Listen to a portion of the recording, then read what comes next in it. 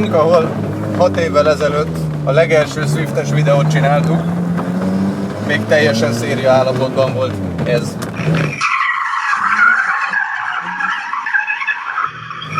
Úgyhogy kipróbáljuk, hogy az új Swift hogy viseli az ugratást betonra érkezve.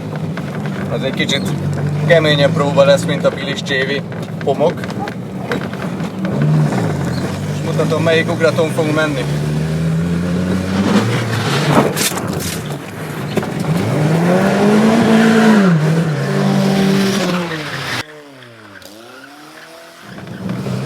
A GUA BT csinált nekünk egy gipszkarton falat, amin át fogunk ugratni. Ezt egy zöld háttérként fogjuk használni, szóval ha minden jól megy, úgy fog kinézni, mint hogyha egy videóból ugratnánk ki az új Swift-tel.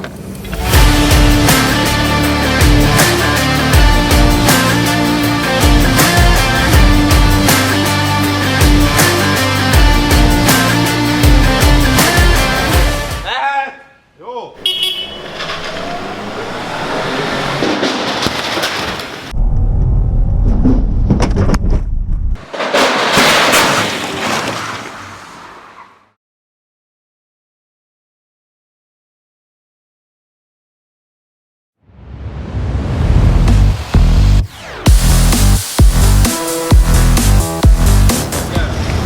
Egy tükör lóg. Mégsem. Ez Oliver. Megtaláltam. De Oliver, nem kellett volna átmenni, ki kellett volna kerülni. Ez mi? Innen nem? Megcsináltam. Gyári, ismét. Ez a radar. Milyen lett? Hát ezt mondtam. Szóval igazából ma már így kéne menni, hogy ez a tükör itt lifeg. Így néz ki a pályánk, van itt két derékszögű balos. Aztán itt van maga az ugrató, illetve van egy benti kör.